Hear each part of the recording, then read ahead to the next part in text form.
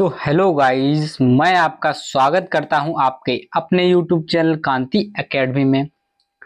तो आज की भी इस वीडियो में हम केमिकल प्रोसेस कैलकुलेशन का फर्स्ट यूनिट स्टार्ट करने वाला हूं और आज की ही वीडियो में जो है आपका यूनिट नंबर फर्स्ट जो है समाप्त भी हो जाएगा। ठीक है, तो केमिकल प्रोसेस कैलकुलेशन का सिलेबस बहुत ही जल्दी मैं समाप्त करूंगा, क्योंकि यह बहुत ही छोटा टॉपिक है लेकिन यह बहुत ही समय लगता है इसमें याद करने में। तो आप डेली के डेली इसे रिवीजन करते हुए चलें, क्योंकि आप रिवीजन करेंगे अगर तो यह याद बने रहेगा। अगर आप इस सब्जेक्ट को रिवीजन नहीं करते हैं तो आप भूल जाएंगे। ठीक है भाइयों, तो इसलिए आप रिवीजन करते चलें। तो आज की इस वीडियो में हम यूनिट नंबर फर्स्ट देखेंगे। यूनिट नंबर फर्स्ट क्या है? तो यूनिट नंबर फर्स्ट है इंट्रोडक्शन। देखिए, फर्स्ट पर introduction to material and energy balance. हमें इंट्रोडक्शन मटेरियल बैलेंस का और एनर्जी बैलेंस का, ठीक है, लेना है। और केमिकल इंडस्ट्री में, ठीक है, केमिकल इंडस्ट्री में मटेरियल और एनर्जी बैलेंस का इंट्रोडक्शन करना है। दूसरा यूनिट है हमारा यूनिट कन्वर्जन। इसके बाद SI system, MKS system, CGS system, ये क्या होते हैं, तो आज ये हम समाप्त करेंगे चैप्टर। चलिए वीडियो को स्टार्ट करते हैं। तो भाइयों, यहाँ पर आपको बेस्ट कंटेंट मिलेगा और ही वेरी सिंपल लैंग्वेज है। बहुत ही सिंपल लैंग्वेज में आपको जो भी टॉपिक है वो आपके पास पहुंचेगा। ठीक है भाइयों, तो मेरा पहला टॉपिक है रासायनिक उद्योग में यानी केमिकल इंडस्ट्री में मटेरियल और एनर्जी बैलेंस का परिचय। ठीक है, चलिए।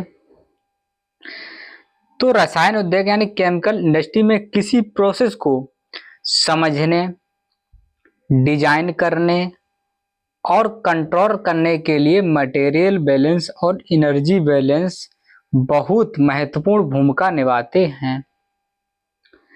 तो कोई भी केमिकल इंडस्ट्री है तो हम कोई भी जब प्रोसेस करते हैं तो उसकी डिजाइन करने में और उसको कैसे कंट्रोल करते हैं, उसको कैसे हैंडल करते हैं, तो इसमें मटेरियल बैलेंस और एनर्जी बैलेंस की जरूरत पड़ती है। ठीक है, यह किसी भी केमिकल प्लांट के लिए आधारभूत कॉन्सेप्ट है।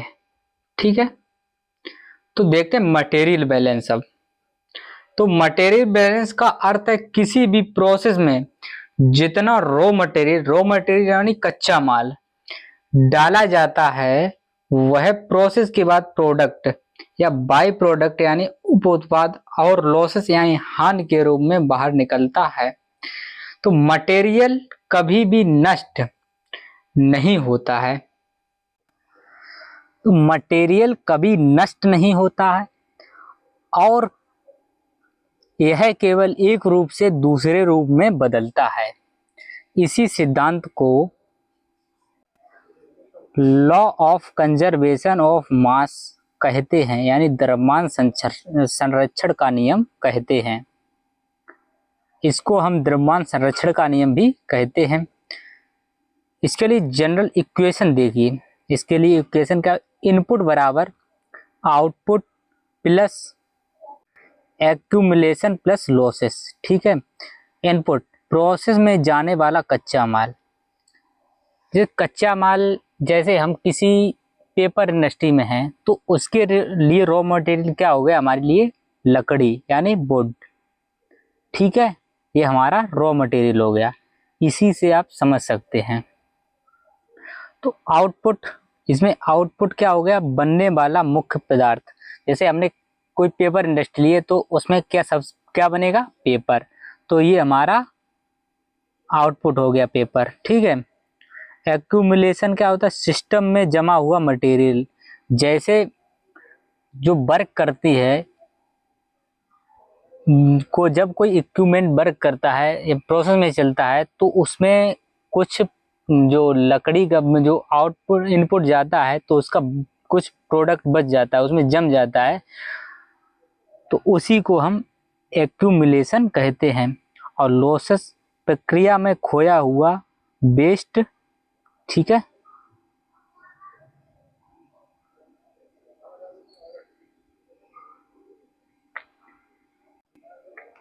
मटेरियल बैलेंस करने से प्रोसेस की इफिशियंसी यानी दक्षता बढ़ सकती है। जब हम मटेरियल को बैलेंस करते हैं तो हमारी जो प्रोसेस है उसकी इफिशियंसी बढ़ सकती है, और नहीं भी बढ़ सकती है और बढ़ भी सकती है, और रॉ मटेरियल का सही उपयोग किया जा सकता है। अब देखते हैं एनर्जी बैलेंस। एनर्जी बैलेंस क्या होता है, ठीक है भाइयों। तो एनर्जी बैलेंस का अर्थ है किसी भी प्रोसेस में जितना एनर्जी डाली जाती है और heat, work and energy form के रूप में बाहर निकलता है।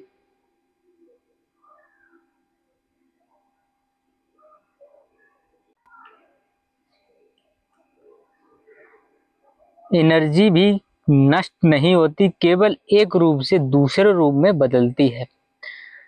यह law of conservation of energy यानी ऊर्जा संरक्षण का नियम पर आधारित है, ठीक है भाइयों।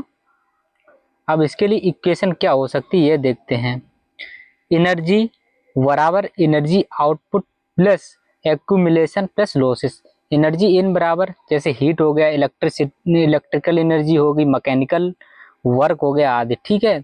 तो एनर्जी आउटपुट क्या होगा, प्रोसेस के दौरान निकली हीट या वर्क, और एक्यूमुलेशन सिस्टम में बची हुई एनर्जी। लॉसेस क्या है, प्रक्रिया के दौरान हुई ऊर्जा हानि यानी एनर्जी जो भी हानि हुई उसे लॉसेस कहते हैं, ठीक है। देखते एनर्जी बैलेंस से प्लांट की हीट रिक्वायरमेंट, फ्यूल कंजम्पशन और इफिशियंसी का पता लगाया जा सकता है, ठीक है भाई। अब देखते हैं मटेरियल और एनर्जी बैलेंस क्यों जरूरी है हमारे लिए। तो केमिकल प्लांट में डिजाइन और स्केल अप में मदद करता है, और रॉ मटेरियल और एनर्जी की बचत पर कॉस्ट कम करता है, प्रोसेस की इफिशियंसी बढ़ाता है यानी सुरक्षा और पोल्यूशन कंट्रोल के लिए उपयोगी है, और यह प्रोसेस ऑप्टिमाइजेशन में मदद करता है। अब इस निष्कर्ष देखते हैं क्या निष्कर्ष निकल कर आया है, ठीक है। ये लिख भी सकते हैं और नहीं भी लिख सकते हैं, कोई टेंशन लेने वाली बात नहीं। चलिए, मटेरियल और एनर्जी बैलेंस रासायनिक उद्योग में यानी केमिकल इंडस्ट्री में सबसे महत्वपूर्ण टूल्स हैं। तो मटेरियल और एनर्जी बैलेंस केमिकल जो इंडस्ट्री होती है, कोई भी केमिकल इंडस्ट्री, उसके लिए बहुत ही महत्वपूर्ण टूल्स हैं। इसके माध्यम से किसी भी प्रोसेस को वैज्ञानिक तरीके से यानी कि साइंस के नज़र से यानी तरीके से डिजाइन, ऑपरेट और ऑप्टिमाइज किया जा सकता है, और केमिकल इंजीनियर के लिए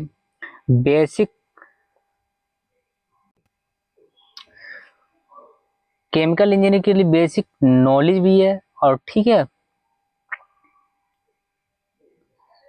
अगला हमारा टॉपिक है यूनिट कन्वर्जन। देखिए दोस्तों, जब आप एग्जाम में बैठें तो वहाँ पर इंग्लिश और हिंदी में जैसे आप लिख रहे हैं तो आप मेरी बात माने, जो टेक्निकल वर्ड है वो सभी भी इंग्लिश में लिखिए, क्योंकि आपके टीचर्स जो भी कॉपी चेक करते हैं वो पीएचडी, अधिकतर टीचर पीएचडी होल्डर्स होते हैं, एमटेक या मास्टर डिग्री के टीचर्स होते हैं, यानी एमटेक किए होते हैं या पीएचडी होल्डर टीचर्स होते हैं अधिकतर, ठीक है। तो उनको हिंदी कुछ ज़्यादा समझ में नहीं आती है, इसलिए आपके नंबर काट लिए जाते हैं। यह बात आप ध्यान रखें। तो आप हिंदी और इंग्लिश मिक्स करके लिखिए, ठीक है। यूनिट कन्वर्जन में देखते हैं, 1 डायमेंशन हैज मल्टीपल यूनिट, ठीक है। यानी कि एक डायमेंशन की कई सारी यूनिट्स होती हैं, ठीक है। जैसे लेंथ हो गया हमारे, इसे मीटर और mm और किलोमीटर में माप सकते हैं। m को ग्राम केजी में माप सकते हैं और समय को second, minute, hover, light year में माप सकते हैं, ठीक है। क्लासिफिकेशन ऑफ यूनिट्स,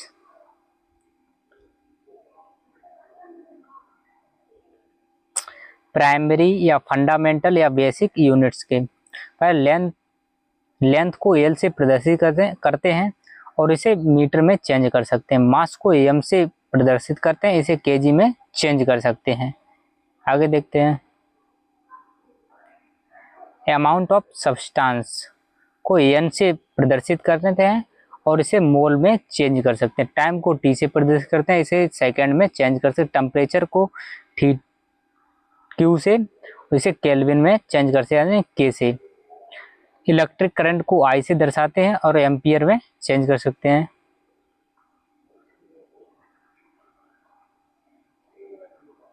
आगे देखते हैं, नेक्स्ट है लुमिनस इंटेंसिटी को हम जे से प्रदर्शित करते हैं, इसे कैंडला में हम बदल सकते हैं। अगला है डेराइव्ड यूनिट्स को हम डेराइव्ड करेंगे।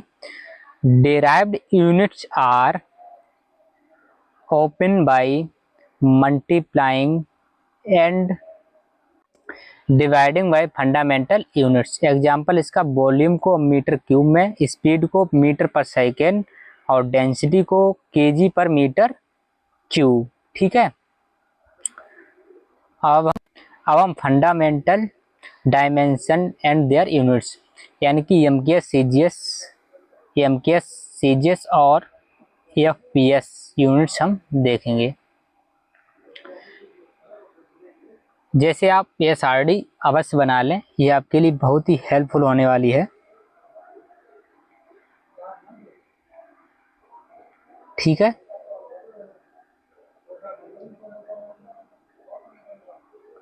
जैसे लेंथ को एमकेएस पद्धति में मीटर, सीजीएस में सेंटीमीटर और एफपीएस में फुट को बोलते हैं। मास को केजी में और सीजीएस में ग्राम और एफपीएस में पाउंड। मोल्स को एमकेएस में ग्राम मोल, सीजीएस में ग्राम मोल, सीजीएस में भी इसको ग्राम मोल कहते हैं, एमकेएस में भी इसको ग्राम मोल कहते हैं और एफपीएस में पाउंड मोल कहते हैं, ठीक है। टाइम को सेकेंड, इसको सीजीएस में भी सेकेंड और एफपीएस में भी सेकेंड बोलते हैं। ये इधर इसी तरह से आप साड़ी को बना लीजिए, ठीक है भाइयों। आगे देखते हैं,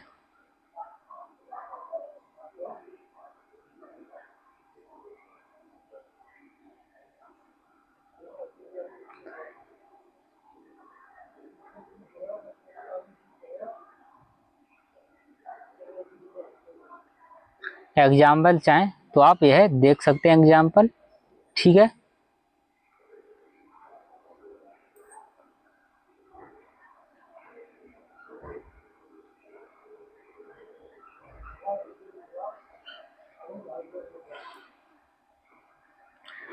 आपका चैप्टर खत्म हो गया है, तो यह देखते हैं किस को किससे हम प्रदर्शित करते हैं। जैसे टेरो को टी से, ठीक है। इसको 10 की घात 12 इसकी मान होता है, यानी इसकी वैल्यू, टेरो की वैल्यू जो है 10 की घात 12 होती है। गीगा की होती 10 की घात 9, इसे जी से प्रदर्शित करते हैं। मेगा को एम से और 10 की घात 6 इसकी वैल्यू होती है। किलो के होती है 10 की घात 3 और इसे के से प्रदर्शित करते हैं। हेक्टो को एच से प्रदर्शित करते हैं, स्मॉल एच से, और इसकी वैल्यू होती 10⁻²। डेका की स्मॉल डी और ए, इसकी वैल्यू होती 10⁻1। ग्राम की जीएम इससे प्रदर्शित करते हैं, इसकी वैल्यू होती 10⁻0। और डेसीमीटर की में से डी से प्रदर्शित करते हैं, इसकी वैल्यू होती 10⁻⁻1। उसके बाद सेंटीमीटर है, इसे सी और एम से प्रदर्शित करते हैं, इसकी वैल्यू होती है 10⁻²। और मिलीमीटर को एम से प्रदर्शित करते हैं, इसकी वैल्यू होती है 10⁻3। माइक्रोमीटर को कैपिटल एम से प्रदर्शित करते हैं, इसकी वैल्यू होती है 10⁻5। नैनोमीटर को हम एन से प्रदर्शित, स्मॉल एन से प्रदर्शित करते हैं, इसकी वैल्यू होती है 10⁻9। पिकोमीटर को कैपिटल पी से प्रदर्शित करते हैं, इसकी वैल्यू होती है 10⁻12। और आगे चलते हैं, मिलियन की जो है न्यूमेरिकल वैल्यू 10⁻6, बिलियन की 10⁻9 और ट्रिलियन की 10⁻12। ठीक है, इसी तरह से आप सभी न्यूमेरिकल वैल्यूज देख लीजिए। ठीक है, लिख लीजिए, आपके लिए बहुत ही हेल्पफुल होने वाली हैं ये। कन्वर्जन फैक्टर, लेंथ के लिए कन्वर्जन फैक्टर देखिए, 1 मीटर बराबर 1.09361 बाई डी यानी यार्ड। 1 फीट बराबर 12 इंच। 1 इंच बराबर 2.54 सेंटीमीटर। 1 फीट बराबर 30.40 सेंटीमीटर। इसी तरह से आप लिख लीजिए, एरिया का भी इसी तरह से आप लिख लीजिए। ठीक है, कन्वर्जन फैक्टर में मास पहले लेते हैं। ठीक है, मास का भी आप लिख लीजिए।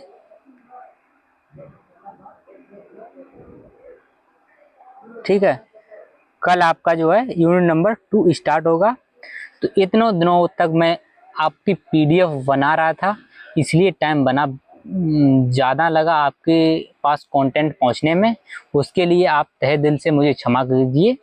ठीक है, तो आप आज से जो है रेगुलर आपकी क्लासेस चलेंगी। ठीक है, कांति एकेडमी पर। तो आप मेरी हर वीडियो को शेयर कीजिए, और अगर वीडियो पसंद आती है तो वीडियो को लाइक अवश्य करें, और अपने चैनल को अवश्य सब्सक्राइब करें। ये आपका ही चैनल है। ठीक है भाइयों, तो इसी तरह से मैं आपके लिए बहुत ही बेस्ट कंटेंट लेकर आया हूँ। नीचे साइड देखिए, अगर आप पढ़ रहे हो तो आप यह एक बात अवश्य ध्यान रखें, आपको थ्योरी तो लिखना है भी नहीं कि केवल थ्योरी ही लिखे जा रहे हैं, कोई डेरिवेशन नहीं कर रहे हैं।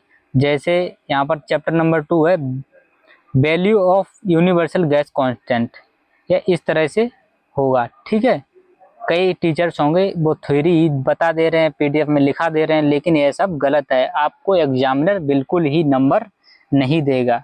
ठीक है भाइयों, तो आगे देख सकते हैं कितना अच्छा मैंने कंटेंट बनाया है आपके लिए। ठीक है, तो आप चैनल को अवश्य सब्सक्राइब कीजिए। तो मिलते हैं नेक्स्ट वीडियो में, तब तक के लिए बाय। अगर वीडियो पसंद आई हो तो वीडियो को लाइक अवश्य करें, और अपने दोस्तों के पास शेयर जरूर करें, ताकि उनकी भी हेल्प हो सके। ठीक है,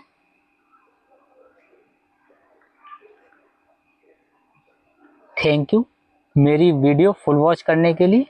मिलते हैं नेक्स्ट वीडियो में।